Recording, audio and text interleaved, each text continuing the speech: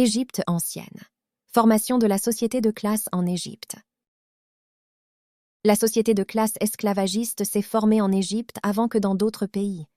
C'est ici pour la première fois dans le monde qu'est apparu l'État, un instrument de violence entre les mains d'une minorité exploiteuse pour l'oppression des masses laborieuses. Les luttes de classe les plus anciennes de l'histoire de l'humanité se sont déroulées dans la vallée du Nil. Notre nom de pays, Égypte, les Égyptiens modernes, qui parlent arabe, appellent Had leur pays Misr, provient du nom grec ancien Aiguptos. Ce mot, à son tour, remonte apparemment à l'un des noms de la plus importante des villes de l'Égypte ancienne. Memphis, en égyptien ancien selon la prononciation conventionnelle acceptée dans la science, Het-Kapta, à en juger par les données babyloniennes, ce nom était en réalité prononcé Hekupta. Les anciens Égyptiens eux-mêmes appelaient leur pays Kemet, la noire, d'après la couleur de son sol sombre par opposition à la terre rouge du désert environnant. L'Égypte est située dans la partie nord-est de l'Afrique. Dans les temps anciens, l'Égypte ne comprenait que la vallée du Nil. Actuellement, elle englobe non seulement la vallée du fleuve qui traverse tout le pays du sud au nord, mais aussi le plateau désertique et fortement accidenté de l'est, ou plateau dit arabe, entre le Nil et la mer Rouge, et à l'ouest, le plateau libyen, qui est un désert de sable stérile avec de rares oasis. Le pays est baigné par la mer Méditerranée au nord. Le plateau de l'Est débouche sur la mer Rouge, qui n'est séparée de la mer Méditerranée que par un étroit isthme. Les frontières du pays à l'ouest longent des régions désertiques peu peuplées. La frontière sud de l'Égypte dans l'Antiquité était considérée comme les premiers, les derniers selon le cours du fleuve, rapides du Nil, au sud desquels se trouvait l'Éthiopie nilotique ou Nubie. Il y a 10 000 à 12 000 ans, le climat de l'Égypte était plus frais, plus doux, et les précipitations atmosphériques y étaient incomparablement plus abondantes. Durant la période suivant la fin de la période glaciaire, le climat de l'Égypte devient de plus en plus sec et chaud. Les steppes se transforment en désert, la flore et la faune s'appauvrissent. Depuis des millénaires déjà, en Égypte, même sur la côte de la mer Méditerranée, la quantité de précipitations est faible, et plus loin de la côte, les pluies parfois ne tombent pas pendant plusieurs années consécutives. Le Nil, l'une des plus grandes rivières du monde, prend sa source dans les lacs de l'Afrique tropicale, Nil blanc. Dans son cours moyen, il est rejoint par le Nil bleu, qui prend sa source dans le lac Tana, dans les montagnes de l'actuelle Éthiopie, Abyssinie. Sur le territoire de l'Égypte, le Nil coule dans une vallée étroite, resserrée par des montagnes, qui s'élargit à environ 300 km de la mer Méditerranée. Ici, en Basse-Égypte, le Nil se ramifie en éventail en une série de bras qui se jettent dans la mer Méditerranée. Cette partie de la vallée du Nil porte le nom de delta, qui lui a été donné par les anciens Grecs, car le système fluvial du Nil dans cette région ressemble par sa forme à la lettre grecque delta, D. Toute la vallée du Nil est essentiellement un immense oasis. L'Égypte est un don du Nil, affirmaient à juste titre les écrivains de la Grèce antique. Sans le Nil, toute l'Égypte ne serait qu'un désert, semblable au désert libyen. La particularité du régime hydrologique du Nil, qui détermine son immense importance économique nationale, réside dans ses crues périodiques et régulières. Suite aux pluies torrentielles qui tombent en Afrique tropicale et à la fonte des neiges sur les sommets montagneux, l'eau du Nil commence à monter vers la mi-juillet. Le niveau d'eau le plus élevé du Nil se situe en automne, lorsque le fleuve inonde d'immenses étendues côtières. Sur la terre inondée se dépose le limon apporté par le fleuve depuis ses hautes terres. Toute la terre fertile de la vallée du Nil est composée de puissants dépôts de limon fluvial. Elle est facile à travailler et se distingue par une fertilité exceptionnelle. Ainsi, les conditions naturelles de la vallée du Nil ont favorisé le développement de l'agriculture, et les anciens colons de cette vallée, possédant déjà depuis le néolithique des outils suffisants pour travailler le sol meuble du Nil, sont passés tôt à la production agricole. La nationalité égyptienne s'est probablement formée au cours du mélange de diverses tribus d'Afrique du Nord-Est et peut-être aussi de certaines tribus qui vivaient plus tard en Asie mineure.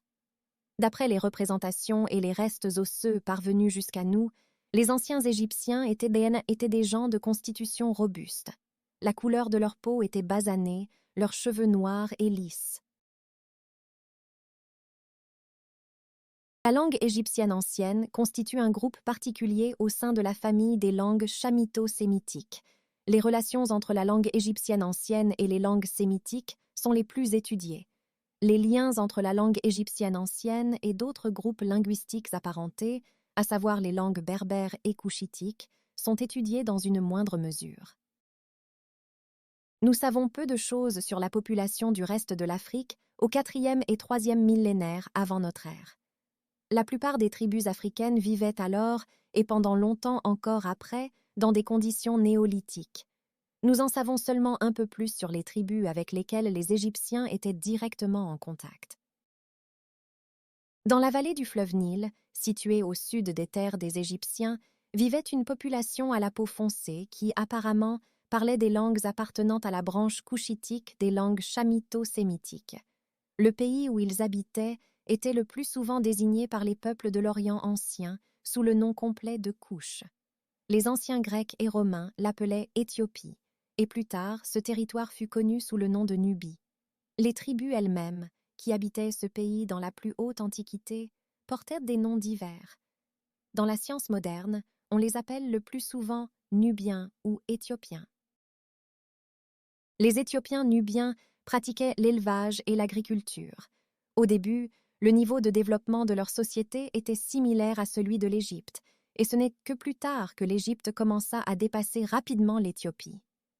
Les classes et l'État y sont apparus considérablement plus tard, en partie en relation avec la conquête d'une partie importante du pays par l'Égypte. Plus au sud, au Soudan, ainsi que sur les côtes de Somalie et d'Érythrée, où il faut probablement situer le pays de Punt mentionné dans les sources égyptiennes, vivaient des tribus nègres et, à l'intérieur des terres, également des tribus pygmées. Aux périodes les plus anciennes de l'histoire de l'Égypte, les relations des Égyptiens avec eux n'avaient qu'un caractère fortuit. À l'ouest de la vallée du Nil vivaient les tribus des Libyens, qui parlaient les langues de la branche libyco-berbère, des langues chamito-sémitiques. La couleur de leur peau était plus claire que celle des Égyptiens. D'après certaines données, leur zone de peuplement s'étendait jusqu'à l'océan Atlantique. Les peuples actuels d'Afrique du Nord, parlant aussi bien le berbère, le touareg et d'autres langues de ce groupe que des dialectes de la langue arabe, en sont leurs descendants. Les Libyens représentaient des tribus de chasseurs, d'éleveurs nomades et d'agriculteurs primitifs. Les conditions de leur vie dans les steppes arides étaient défavorables. Ce n'est que dans les vallées côtières de l'Afrique du Nord-Ouest que les conditions étaient plus propices à l'agriculture, mais même ici, elles ne pouvaient pas encore se développer à l'époque de l'Énéolithique. La société de classe est apparue chez ces tribus bien plus tard que chez leurs voisins de la vallée du Nil. Au nord-est, les voisins des Égyptiens étaient des tribus sémitiques d'éleveurs, dont il sera question plus loin. Pour transformer la vallée du Nil en l'un des pays les plus fertiles du monde, un travail humain transformateur était nécessaire. La production d'outils en silex atteignit une perfection exceptionnelle dans l'Égypte primitive.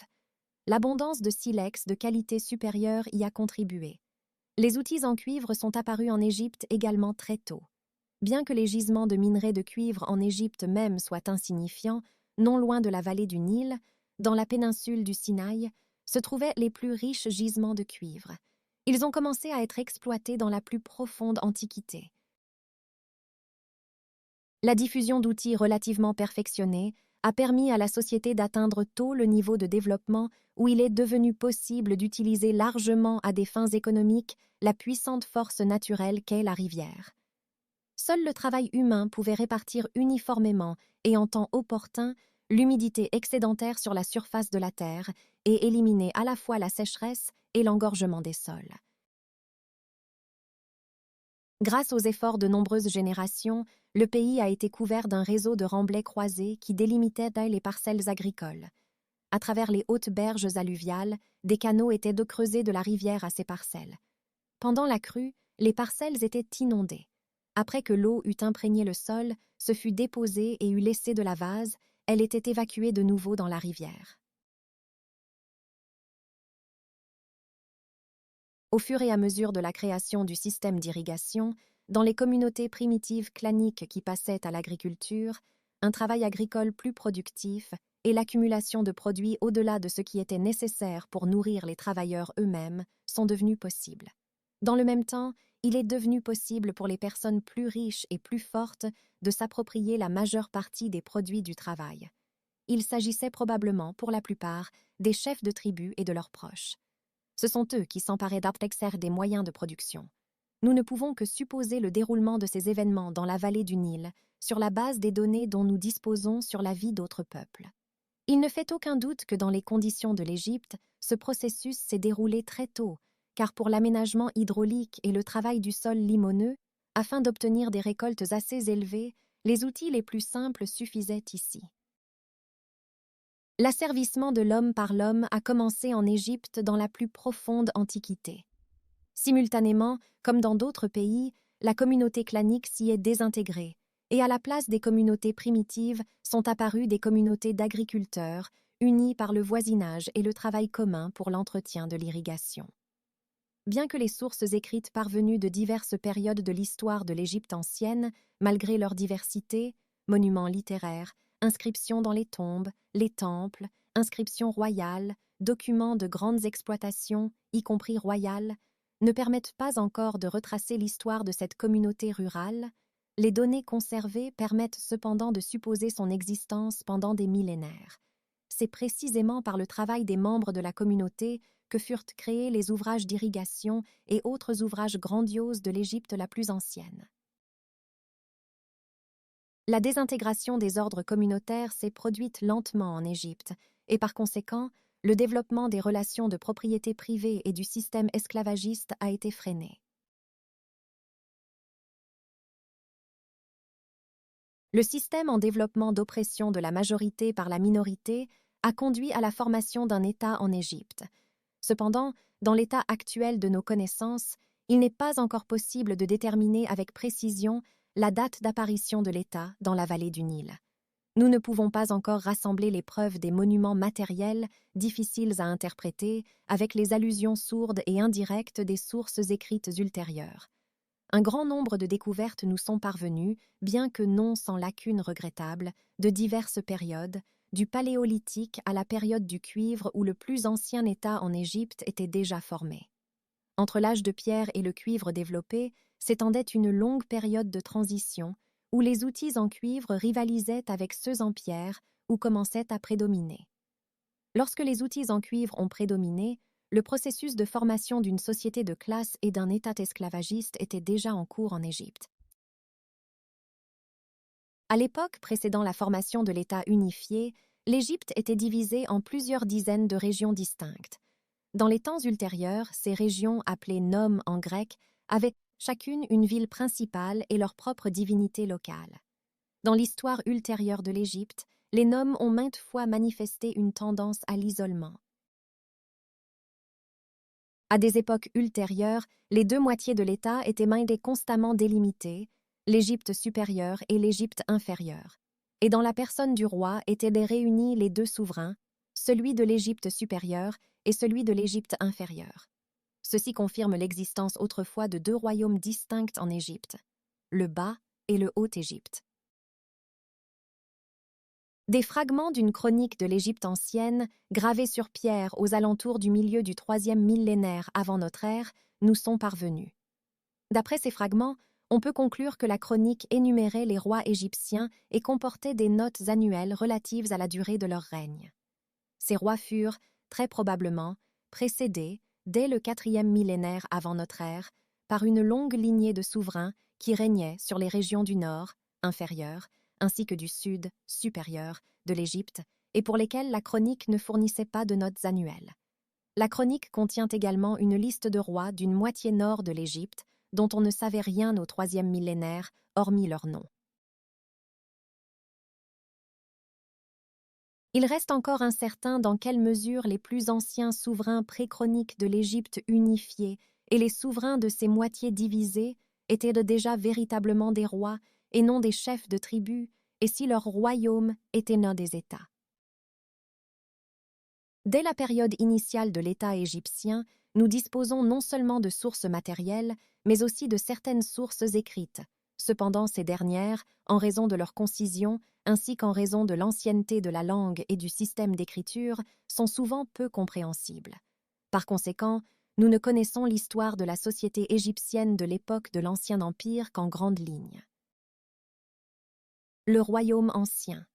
On ignore combien de temps a duré la période ancienne de l'histoire égyptienne, appelée le royaume ancien. En tout cas, aux alentours de l'an 3000 avant notre ère, l'état de la vallée du Nil existait déjà. En raison de l'insuffisance des données, un chronométrage précis de l'histoire égyptienne antique est impossible. Le temps doit être désigné non pas tant par des siècles que conventionnellement, par dynastie. Les anciennes listes de pharaons étaient divisées en dynasties et le prêtre Manéthon, qui a écrit son ouvrage sur l'histoire de l'Égypte en grec vers 300 ans avant notre ère, comptait jusqu'à 30 dynasties de pharaons. L'histoire de l'État de l'Égypte ancienne est divisée en plusieurs périodes. L'Ancien Empire, le Moyen Empire, le Nouvel Empire et la Basse Époque. L'Ancien Empire comprend la première et la deuxième dynastie selon la liste de Manéthon. Il faut également y inclure les prédécesseurs directs de la première dynastie, semi-oubliés par la tradition égyptienne antique, car à l'époque de leur règne, la société de classe et l'État en Égypte apparemment étaient déjà formés. Les rois de cette époque sont généralement appelés, par rapport aux listes de dynasties de Manéthon, rois prédynastiques. Pour évaluer le niveau de développement de la société de l'Égypte ancienne, il est avant tout nécessaire de répondre à la question de l'état de la métallurgie à cette époque. L'extraction du minerai et la fabrication d'outils en métal étaient une condition essentielle pour que la production atteigne le niveau auquel il devenait possible de concentrer les principaux moyens de production entre les mains d'une minorité et de réduire la majorité en esclavage par cette minorité. Il y a déjà relativement longtemps, lors des fouilles de sépultures datant de la première dynastie, on a découvert de nombreux outils en cuivre naturel, sans alliage artificiel, notamment des burins et des aiguilles, ainsi que des haches, des herminettes, des alènes, des tenailles, une quantité considérable de clous et de fils de cuivre, puis des revêtements, des ornements et de la vaisselle en cuivre. Cependant, ce n'est que relativement récemment qu'il est devenu possible d'évaluer véritablement le développement du travail du cuivre sous la première dynastie, lorsqu'une riche tombe a révélé un trésor d'objets en cuivre. Ce qui est remarquable, ce n'est pas seulement le nombre d'outils à trouver, qui dépasse 600, mais aussi la variété de leurs types, scie, couteau, burin, hache, houe, alène, aiguille et articles similaires. Ces objets étaient placés dans les tombes en raison de la croyance des anciens Égyptiens en une vie après la mort semblable à la vie terrestre. Des plaques de cuivre ont également été placées dans la tombe, probablement au cas où le défunt aurait eu besoin de fabriquer un outil dans l'au-delà. Tout indique une grande et ancienne habileté dans la fabrication et l'utilisation d'outils en cuivre dès la période du Premier Empire. Presque tous ces outils se retrouvent sous la même forme dans la période ultérieure de l'histoire égyptienne, généralement appelée la période de l'Ancien Empire. Cependant, la pierre comme matériau de fabrication d'outils continuait d'être utilisée très largement. Ceci est prouvé par de nombreux outils en silex, couteaux et couteaux courts, divers grattoirs, pointes de flèches et similaires, trouvés dans les sépultures non seulement des sujets, mais aussi des rois des premières et deuxièmes dynasties. Le site fortifié, voisin du cimetière royal, dans des couches contemporaines du Premier Empire, s'est avéré parsemé d'outils en silex, couteaux, grattoirs, parties de houe et similaires. Au trésor d'outils en cuivre du début de la première dynastie décrit ci-dessus, on peut opposer un trésor d'outils en silex, également trouvé relativement récemment dans la tombe d'un dignitaire du milieu de la même dynastie. Plus de 300 outils variés y ont été trouvés, y compris, en entier et en fragments, de nombreuses faucilles en bois avec des lames en silex. Mais aussi utiles que fussent encore les outils en pierre, le matériau principal pour les outils, selon la perception des contemporains de la deuxième dynastie, était déjà le cuivre. L'Égypte, sous les premières dynasties, vivait à l'âge du cuivre, bien que encore pleine de vestiges de l'âge de pierre. Au temps de l'Ancien Empire, la construction en briques crues atteignit une perfection considérable. Les Égyptiens savaient déjà ériger la voûte en briques dès la première dynastie. À côté de la brique, le bois était également largement utilisé durant l'Ancien Empire. Le pays était alors, apparemment, beaucoup plus riche en bois qu'il ne le fut plus tard. Une image datant d'environ la première dynastie montre des rangées entières d'arbres denses dans le plateau occidental. Les cryptes souterraines des rois de la première dynastie, revêtues de bois à l'intérieur et couvertes de très grosses poutres, témoignent d'une grande maîtrise dans le travail du bois. Les restes de mobilier domestique montrent la même chose. La pierre était utilisée de manière limitée dans l'architecture de l'Égypte ancienne. Néanmoins, elle n'était pas particulièrement rare, même dans les tombes de particuliers de la première dynastie. De la fin de la deuxième dynastie subsiste un grand caveau royal avec un sol en pierre et des murs similaires, ainsi qu'un linteau de porte en pierre d'un temple. Dès la première dynastie, des traces de travail avec des outils en cuivre sont clairement visibles sur des dalles individuelles. À l'époque de l'Ancien Empire, la poterie en argile était produite en grande quantité, suivie d'une cuisson. La vaisselle fabriquée à partir d'une composition spéciale, le soi-disant faïence égyptienne, était également en usage. De la vaisselle en cuivre était également utilisée.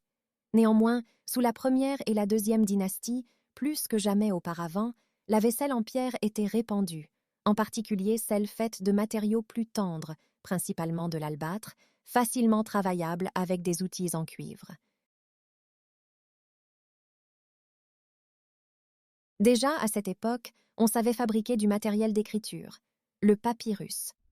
Du milieu de la première dynastie nous est parvenu un rouleau entier de papier fibreux, préparé à partir de la moelle d'une haute plante des marais semblable à la lèche, le papyrus.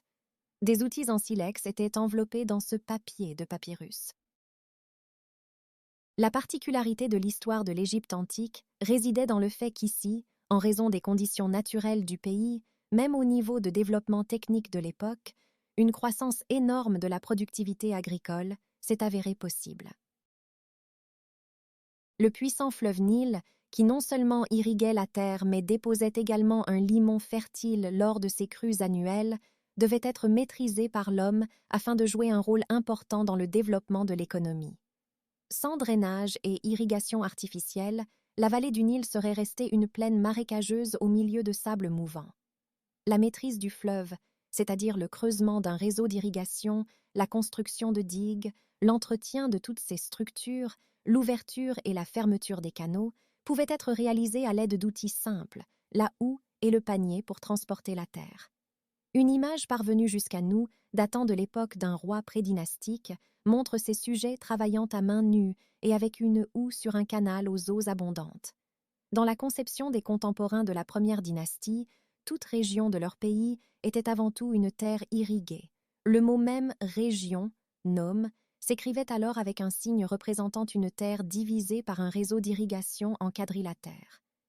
Le pays, sillonné par des ouvrages d'irrigation, devint dès la première dynastie un pays d'une fertilité exceptionnelle. Comme aux époques ultérieures, la Haute-Égypte, une étroite vallée fluviale dans la partie sud du pays, et la Basse-Égypte, dont la partie principale était la partie s'élargissant vers le nord de cette vallée, le soi-disant delta, aux multiples bras, proches de la mer et par conséquent surpeuplés d'humidité et marécageuses, furent à développer de manière inégale. Dès la première dynastie, la Haute-Égypte était représentée dans l'écriture par un hiéroglyphe représentant une plante poussant sur une bande de terre. La Basse-Égypte, pays de broussailles marécageuses, était représentée par un buisson de papyrus. Bien sûr, cela ne signifie pas que la Basse-Égypte était entièrement marécageuse. À la période du Royaume ancien, il y avait déjà des colonies peuplées, la viticulture prospérait et l'agriculture existait. Sous la première dynastie, l'orge de Haute-Égypte se distinguait de l'orge de Basse-Égypte. Dans les tombes de contemporains de la même dynastie, outre l'orge, on a également trouvé une variété de blé, l'épeautre, blé amidonnier. Les outils agricoles de la période de l'Ancien Empire étaient globalement les mêmes que plus tard, sous l'Ancien Empire, bien qu'à cette époque ils aient été partiellement, peut-être, moins perfectionnés. Le soc de charrue d'aspect primitif nous est montré par des représentations écrites de l'époque de la deuxième dynastie. La houe est montrée sur un monument d'un des rois prédynastiques. Des fossiles en bois avec des lames insérées en éclats de silex ont été trouvés par dizaines dans une des tombes du milieu de la première dynastie. Le broyage du grain, comme plus tard, se faisait à la main. Des meules grossières, deux pierres entre lesquelles on frottait le grain, nous sont parvenus de l'époque de la même dynastie. La culture du lin pendant la période de l'Ancien Empire est prouvée par la découverte de toiles et de cordes de lin dans les tombes. De plus, certaines toiles sont de très haute qualité, ce qui témoigne d'une utilisation habile du métier à tisser, d'une grande expérience dans l'art du tissage et par conséquent d'une culture du lin développée. L'état florissant de la viticulture sous la première et la seconde dynastie est attesté par d'innombrables récipients à vin retrouvés intacts ou en fragments. À en juger par les sceaux sur les bouchons en argile des récipients, le lieu de prospérité de la viticulture, comme à des époques ultérieures, était le Bas-Égypte. Presque toutes les espèces de bétail domestique répandues dans l'Ancien Empire étaient déjà connues à la période du Royaume ancien. L'existence du taureau, de l'âne, du bélier à large corne, de la chèvre est attestée par l'art figuratif, l'écriture, ainsi que par des découvertes d'ossements de ces animaux lors de fouilles. Le bétail était nombreux. Encore vers le début de la première dynastie, l'un des rois se vantait d'avoir capturé 400 000 têtes de gros bétail et 1 422 000 têtes de petit bétail. Ce roi combattait contre la Basse-Égypte. Il est possible que sa prise en provint.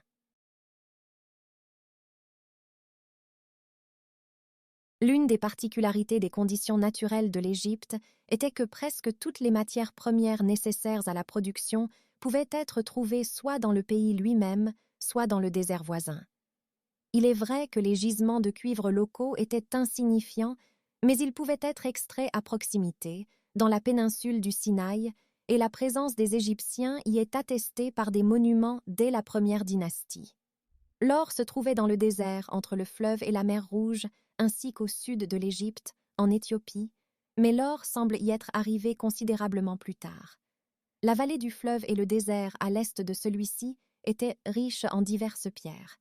D'après les types de pierres utilisés dès la première dynastie, on peut conclure que de nombreux gisements étaient déjà connus à cette époque.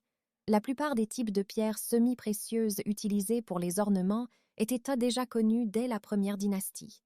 Certaines d'entre elles se trouvaient dans le désert à l'est du fleuve, d'autres dans la péninsule du Sinaï, turquoise, malachite, et seule une pierre rare, le lapis lazuli, était livrée par échange avec les tribus asiatiques.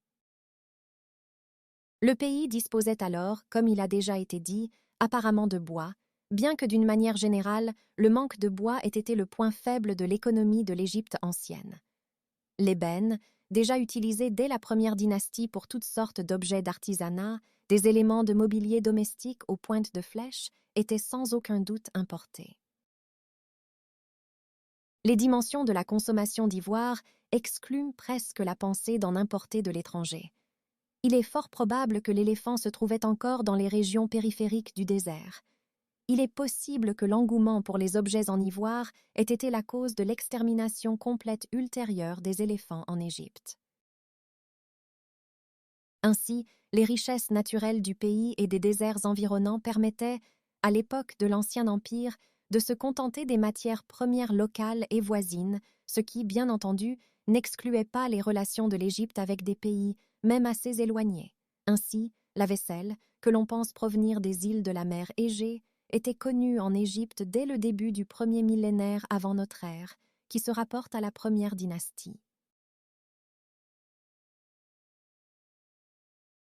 Nos connaissances sur la structure sociale de l'Égypte de la période du Premier Empire sont rares et incomplètes. Les sources parlent d'une grande économie royale, soigneusement gérée et produisant divers articles. Les sceaux sur les bouchons en argile des récipients de vin sous les deux premières dynasties mentionnent les noms des vignobles royaux et les titres des dignitaires responsables de ces exploitations. Nous avons conservé de nombreux sceaux qui ont servi à sceller les produits fabriqués dans les exploitations royales, une part importante de ces sceaux ayant été retrouvés hors des tombes royales, dans les sépultures de nobles, et parfois même de personnes modestes qui recevaient des provisions de l'économie royale. Les inscriptions de la deuxième dynastie mentionnent des ateliers de nourriture. L'existence à cette époque dans les grandes exploitations de divers ateliers peut être attestée par le sceau d'un établissement de construction navale ou, peut-être plus largement, de travail du bois, appartenant à l'exploitation de la mère des enfants du roi. Simultanément, ce sceau montre que, dès la fin de la deuxième dynastie, au sein même de la famille royale, l'exploitation de la reine était distincte de celle du roi, tout comme aux époques ultérieures. La distinction de la maison du roi suppose l'existence, sous la première et la deuxième dynastie, de maisons, exploitations non royales. Cependant, qui travaillait dans les domaines royaux ou dans d'autres grandes propriétés? Les sources, malheureusement, répondent à cette question de manière insuffisante. Parmi les inscriptions funéraires des proches et des serviteurs royaux de la première dynastie, il en existe au moins une dans laquelle le défunt est directement désigné comme un esclave. Il est possible que cet esclave ait été un captif royal, très probablement un serviteur domestique du roi. À cette époque, le mot « esclave » devait déjà être suffisamment courant dans la langue des Égyptiens pour qu'à l'époque de la première dynastie, les prêtres soient appelés esclaves de telle ou telle divinité. D'où venaient les esclaves? Durant la période du Premier Empire, de nombreuses guerres internes et externes étaient menées. Le prisonnier enchaîné était un motif favori dans l'art figuratif de l'époque. Parfois, les prisonniers étaient représentés en longues chaînes, chacun lié par les mains et tous ensemble par le cou. Parfois, des étrangers étaient capturés, mais dans la plupart des cas, les prisonniers représentés peuvent aussi être considérés comme des Égyptiens. Certaines représentations montrent le massacre de prisonniers, d'autres seulement leur capture. L'un des rois de la première dynastie se vantait d'avoir fait 120 000 prisonniers. Comme il combattait le Bas-Égypte rebelle, il est tout à fait probable que les prisonniers provenaient de là. Il n'y a aucune raison de douter de l'exactitude du chiffre avancé. Le nombre de rebelles du Bas-Égypte tombés au combat contre l'un des rois de la deuxième dynastie, tel qu'il était rapporté par les inscriptions de l'époque, est également énorme. 48 205 ou 47 209. 120 000 prisonniers sont mentionnés comme butin après l'énumération de la quantité de bétail capturé. Ceci indique déjà l'utilisation économique des prisonniers. Il serait cependant imprudent de réduire l'esclavage de l'Égypte ancienne à la seule exploitation du travail des prisonniers de guerre, bien qu'il n'y ait pas de données précises sur l'exploitation des esclaves de la même tribu. Les fouilles des sites funéraires menées au cours des dernières décennies près des murs blancs, ainsi fut initialement, et parfois plus tard, nommée la ville de Memphis en Basse-Égypte, ont clairement révélé toute la profondeur de la stratification sociale de l'Égypte dès le milieu du premier millénaire de la première dynastie. Telle une forteresse se dressait la masse de briques du mausolée d'un important dignitaire, ornée à l'extérieur de saillies et de niches, remplie à l'intérieur de pièces secrètes, encombrées de riches ustensiles et de provisions. Au sud, près du mausolée, se trouvaient 19 petits fosses, et dans chacune il y avait un cercueil en bois avec un cadavre humain recroquevillé, enveloppé dans un tissu fin. Dans chaque tombe de ce genre reposait un peu de vaisselle simple, autrefois avec des provisions. Mais une, la 20e, tombe était plus grande, le cercueil y était plus imposant et le mort gisait en position semi-fléchie. À l'est du mausolée se trouvaient plusieurs minuscules tombes avec de petits cadavres d'oiseaux, enveloppés dans des tissus fins et reposant dans des coffrets en bois, dont l'un était orné d'ivoire et d'ébène. Dans chaque petite tombe, il y avait un petit récipient. À proximité se trouvaient 7 sépultures, entièrement semblables aux sépultures d'oiseaux, à la seule différence qu'ici étaient enterrés des chiens. Près des défunts à plumes et à 4 pattes était également enterré un homme, manifestement leur gardien. Il est enterré sans aucun cercueil, seulement dans un linceul. Près de lui se trouvaient plusieurs pots. Tout ceci est très révélateur. Le dignitaire est enterré comme un roi. Comme un roi, il est entouré de ses gens même après sa mort. Avec lui sont également enterrés ses favoris à plumes et à quatre pattes. Ces gens, peut-être ses esclaves, n'ont pas été enterrés mieux, voire moins bien, que les oiseaux et les chiens. Ainsi, deux extrêmes opposés de la société égyptienne sont ici présentés avec une clarté totale. Les fouilles ont révélé l'existence de la couche moyenne de la population de la capitale de l'époque, le milieu du 1er siècle. Dans le même endroit où se trouvait le mausolée décrit, un modeste cimetière a été mis au jour. Sur les 231 tombes déterrées, plusieurs sont creusées dans le sol rocheux, mais la grande majorité des tombes sont de simples fosses creusées dans du sable compacté. Seules quelques tombes parmi celles creusées dans la roche sont revêtues de briques crues à l'intérieur, et seulement 2 tombes sont divisées à l'intérieur par des murs de briques en caveau et des celliers. Certaines tombes ne contenaient aucun ustensile, d'autres seulement de la poterie en argile. Dans un certain nombre de tombes, de la vaisselle coûteuse en pierre d'un excellent travail a également été découverte. De plus, la même vaisselle a été trouvée même dans certaines fosses simples. Dans une de ces tombes, 2 ensembles de pions de jeu en ivoire ont été trouvés. Dans une autre, une élégante épingle, une grande coupe en cuivre. Ainsi, nous avons devant nous un cimetière pour les pauvres comme pour les gens aisés. Quelle différence entre ces sépultures et les mausolées de la noblesse! La noblesse de la capitale, disposant d'hommes et de richesses, voilà qui décidait déjà à l'époque du destin du pays. En regardant les tombeaux des grands seigneurs, qui n'étaient guère inférieurs aux tombeaux royaux, on peut conclure que sous la première dynastie, le roi lui-même ne se distinguait pas parmi ses puissants seigneurs, bien qu'il en fût le chef. Le tombeau d'un dignitaire éclipsait celui du roi. Tout ce que nous savons sur la première période intermédiaire nous permet de la considérer comme un État déjà formé dès la première dynastie, sinon avant. La première période intermédiaire était déjà un royaume double, mais son unité était encore fragile. L'unification des 2 terres, de la Haute et de la Basse-Égypte, était célébrée par les rois comme une fête lors de leur accession au trône. Mais cette unification était le résultat de la violence des conquérants de la Haute-Égypte. Le Nord n'était pas encore complètement soumis. La lutte entre les conquérants de la Haute-Égypte et la Basse-Égypte traverse comme un fil rouge l'histoire de la première période intermédiaire. À la tête de l'État se trouvait un roi, successeur des conquérants de la Haute-Égypte. Le roi portait 2 coiffures spéciales, la blanche, celle de la Haute-Égypte, et la rouge, celle de la Basse-Égypte. Elles avaient la signification de couronne, symbolisant le pouvoir royal sur les 2 terres. Ces couronnes étaient également portées ensemble, l'une sur l'autre. Dès le début de la première dynastie, les inscriptions nomment le roi les 2 dames, en signe de l'union en sa personne des déesses des 2 moitiés du royaume, et dès le milieu de cette même dynastie, appartenant au roseau et à l'abeille, le premier marquait la Haute-Égypte et la seconde la Basse-Égypte.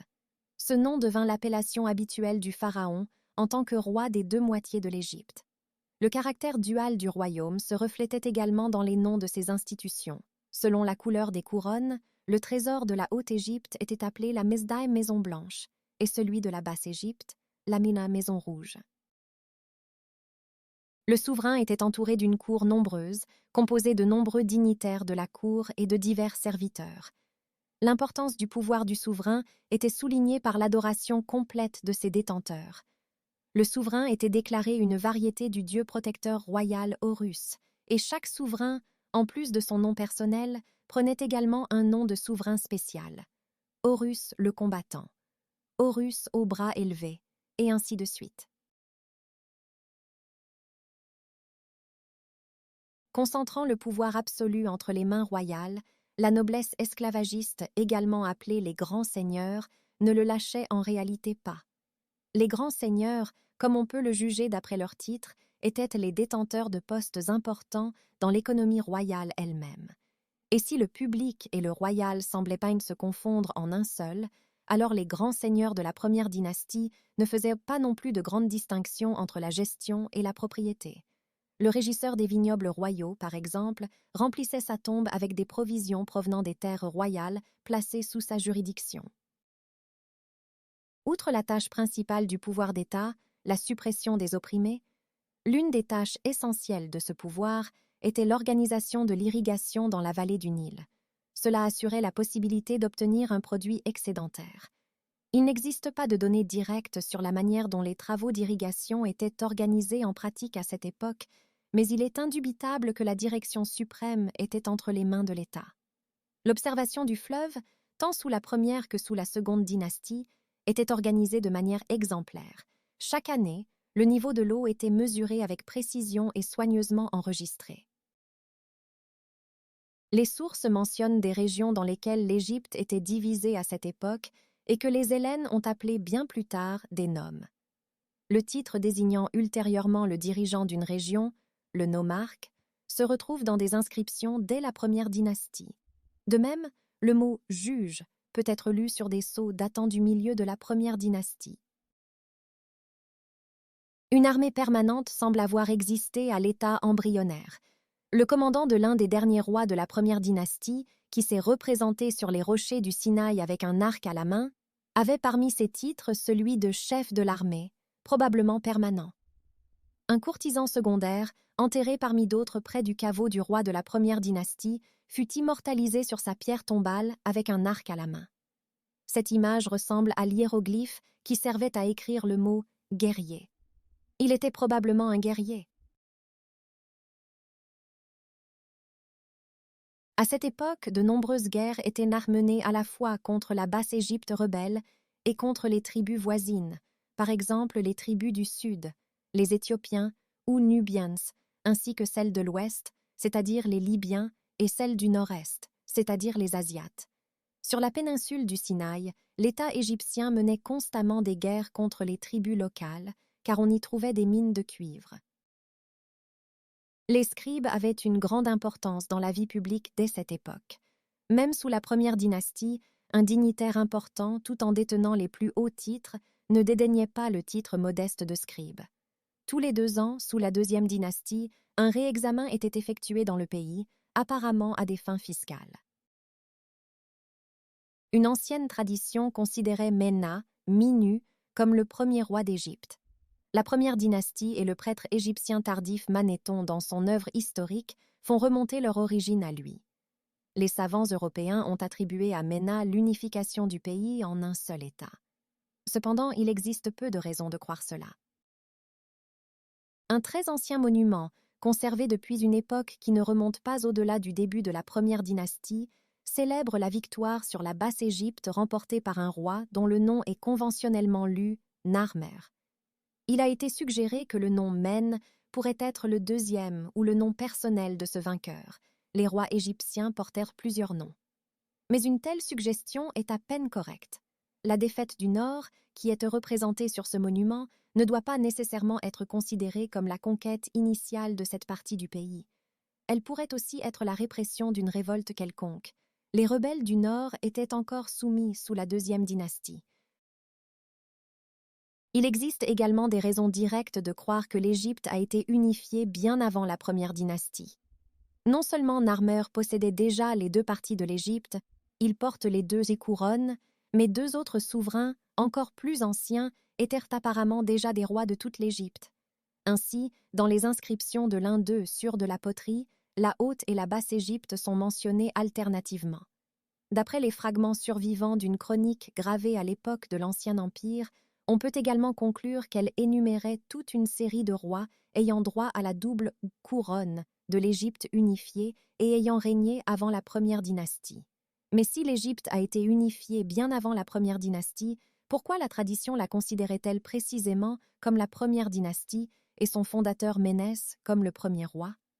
On ne peut pas expliquer cela par le fait que l'unification de l'Égypte avant Ménès n'était pas encore définitive et n'a été consolidée qu'avec lui. Cette unification n'était même pas définitive sous la deuxième dynastie, comme en témoigne le massacre sanglant en Basse-Égypte perpétré par le roi de cette dynastie, Khâsekhemoui. D'autre part, la désobéissance de la frange nord du pays au roi de toute l'Égypte n'aurait guère pu inciter la tradition à ne pas reconnaître l'existence de ces rois. Il est donc préférable d'écarter l'hypothèse de l'unification de tout le pays par Ménès. Aucun document n'attribue cette unification à Ménès. Il est nécessaire de trouver une explication plus fiable à la primauté de Ménès et de sa dynastie. Sous les premières dynasties, le calcul des années s'effectuait de la manière suivante. Chaque année du règne d'un roi donné recevait un nom spécial d'après les événements notables survenus au cours de cette année. Les noms des années étaient inscrits dans des listes spéciales, les annales. Des vestiges d'une telle liste nous sont parvenus de l'Ancien Empire et par eux on voit qu'une chaîne ininterrompue d'enregistrements similaires commençait dès la première dynastie. De cette époque, il subsiste un nombre considérable d'étiquettes en os et en bois qui portent le nom d'une année donnée. Et ces étiquettes n'apparaissent également qu'à partir du règne de la première dynastie. Des rois prédynastiques, aucune étiquette de ce type, semble-t-il, n'est parvenue jusqu'à nous. Apparemment, le calcul des années pour les Égyptiens commençait avec la première dynastie, et la chronique, c'est-à-dire dans les temps les plus anciens une liste d'années par événement, commençait avec la première dynastie. Avant cette dynastie, la liste ne mentionnait que les noms des souverains et n'était pas une chronique.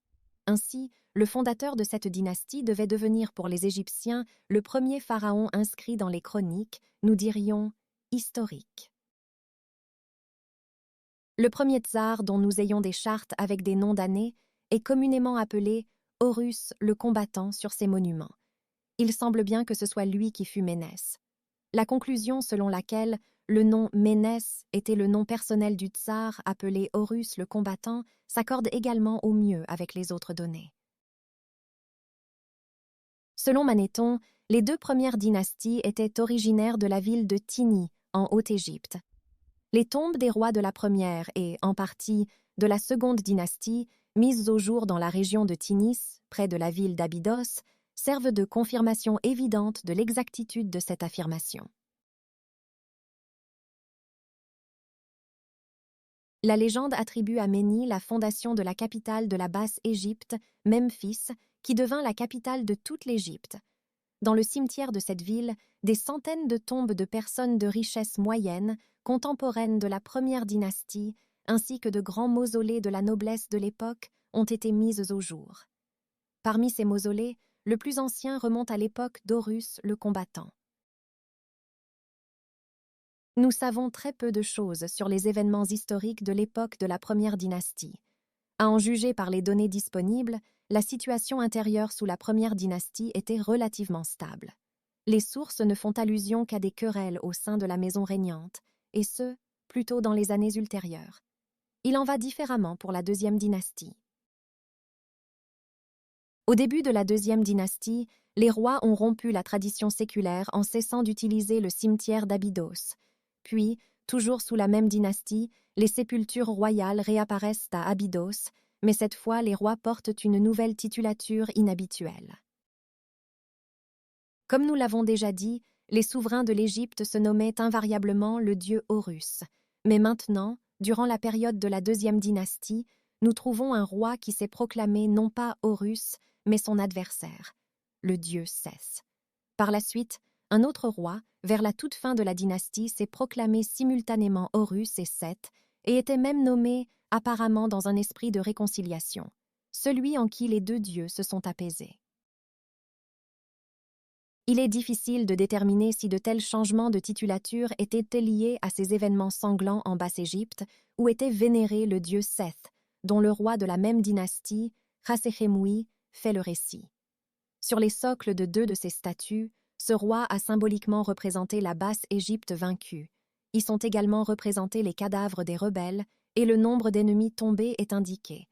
Sur une statue, 48 205, sur l'autre, 47 209. Sur deux vases en pierre, il a représenté la déesse de la Haute-Égypte lui remettant, ornée de la couronne de Haute-Égypte, le signe de l'union des deux terres, l'année de la défaite de la Basse-Égypte. Culture et religion de l'Ancien Empire. Durant l'Ancien Empire, l'écriture égyptienne était déjà formée. Dans les dernières décennies précédant la période de la première dynastie, les Égyptiens utilisaient déjà tous les types de signes principaux et toutes les combinaisons principales de ceux-ci, tels qu'ils furent utilisés par la suite. Les écrivains grecs, contemporain de l'Empire romain, nommèrent s'affer les signes des inscriptions égyptiennes qui étaient alors gravées presque exclusivement sur les murs des temples, hiéroglyphes, à partir des mots grecs hiéros, sacré, et glypho, je grave, je cisèle. Par leur apparence, les hiéroglyphes représentaient des dessins d'êtres vivants et de divers objets. Les hiéroglyphes représentaient directement le mot, par exemple l'image d'un taureau signifiait le mot taureau, ou faisait indirectement allusion au contenu du mot, par exemple l'image d'une massue, arme des tribus voisines, signifiait le nom de leur pays, Libye. Pour transmettre de nombreux mots, on recourut à une méthode rappelant nos rébus, c'est-à-dire que les sons étaient représentés par des hiéroglyphes illustrant des noms d'objets homophones. De plus, seules les consonnes étaient prises en compte. Ainsi, par l'image de la divinité Djik, les Égyptiens écrivaient aussi le mot Enchek, signifiant 1 million. Par l'image d'un pot arrondi, en égyptien NV, ils désignaient les consonnes NV dans divers mots. Par l'image du pain, en égyptien M, la consonne MC. Puisqu'il existait un signe spécial pour chacune des 24 consonnes de l'égyptien ancien, il était possible d'écrire uniquement avec des lettres, mais les Égyptiens ne sont jamais passés à un système d'écriture alphabétique.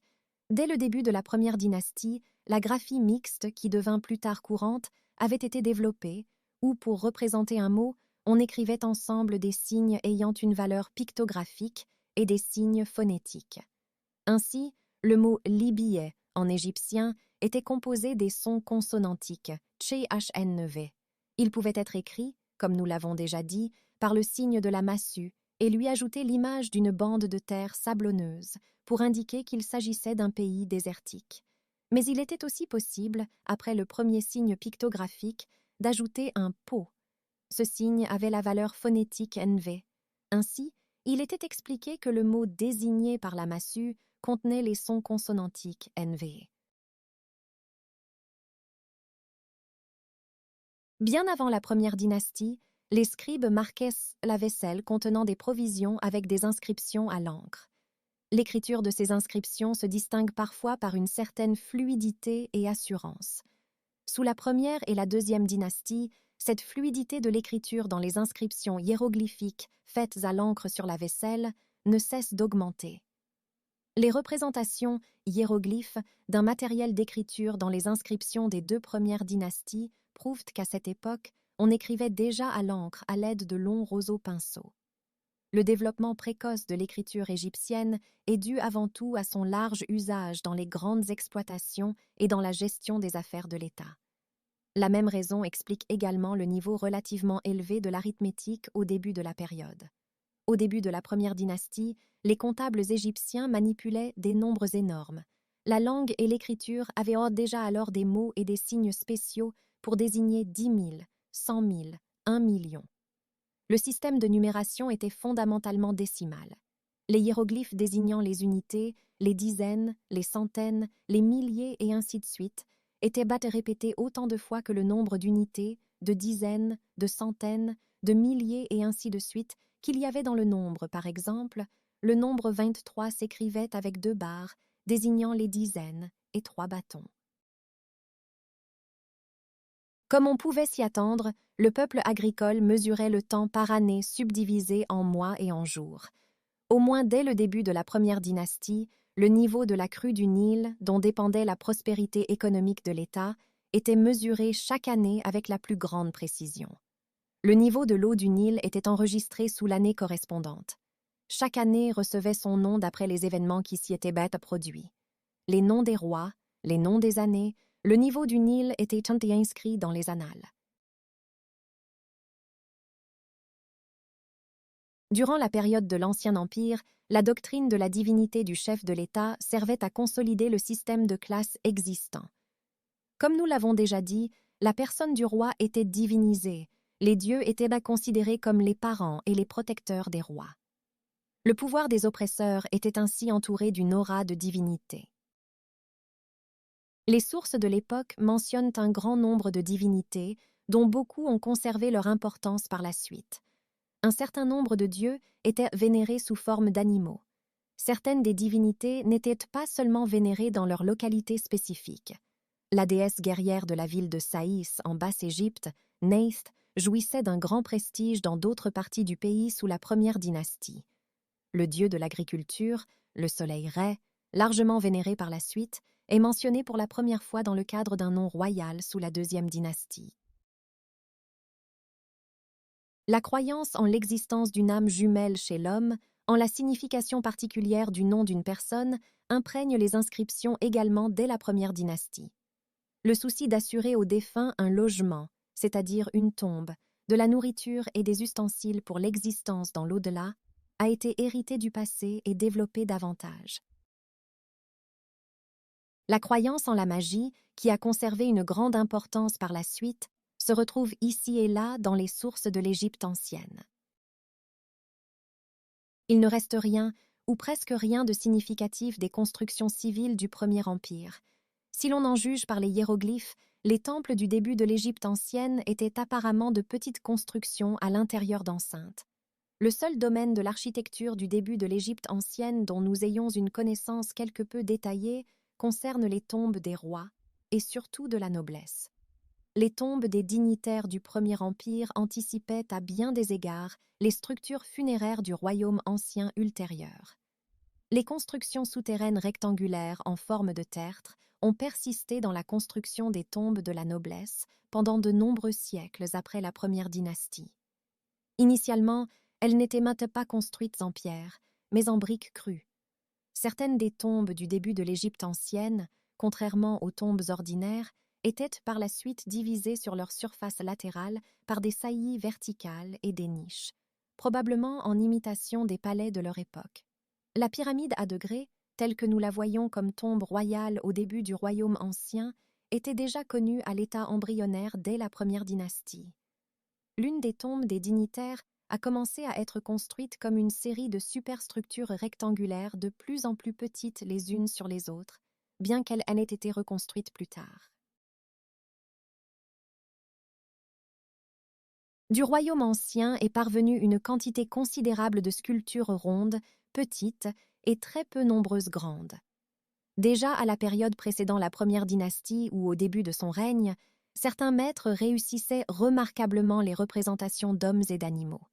Telle est, par exemple, la représentation étonnamment vivante du roi décrépit portant la couronne de Haute-Égypte.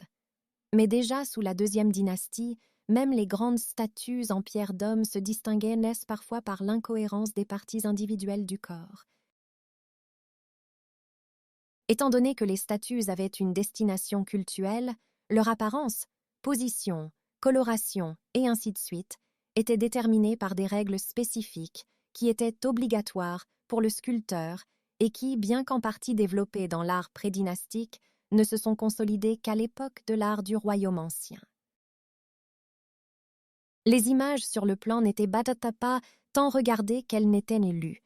Les images plates et les écritures formaient une unité indissoluble sous les premières dynasties. La création de ces images fut également progressivement fixée par des règles spécifiques. L'artiste ne représentait pas l'objet sur le plan tel qu'il pouvait le voir dans telle ou telle position accidentelle, sous tel ou tel angle de vision accidentelle, mais s'efforçait de représenter l'objet de manière à rendre visibles simultanément tous ses traits caractéristiques. Les objets étaient représentés comme s'ils étaient vus simultanément de face et de profil. Ceci explique la construction de l'image humaine, étrange à nos yeux. La tête, les coudes et le bas du corps sont tournés de profil, tandis que les épaules et l'œil sont dessinés de face. Dans les représentations d'animaux, pour lesquelles la vue de profil est généralement plus essentielle, la représentation égyptienne diffère moins de la nôtre. La manière égyptienne de représenter sur une surface plane se dessinait dans la peinture et la sculpture bien avant la première dynastie, mais elle n'était pas appliquée de manière cohérente.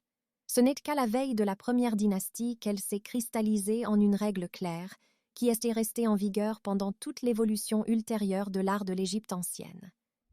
Il est si possible que l'influence conservatrice de la religion y ait joué un rôle. Le procédé a été consolidé comme traditionnel pour les représentations religieuses. Au temps de la première dynastie, le savoir-faire d'exécution s'est rapidement développé. Une certaine incertitude, observée dans les représentations planes au début de la première dynastie, a ensuite fait place à l'assurance, à la rigueur de la composition et, le cas échéant, à la mobilité dans la représentation des figures.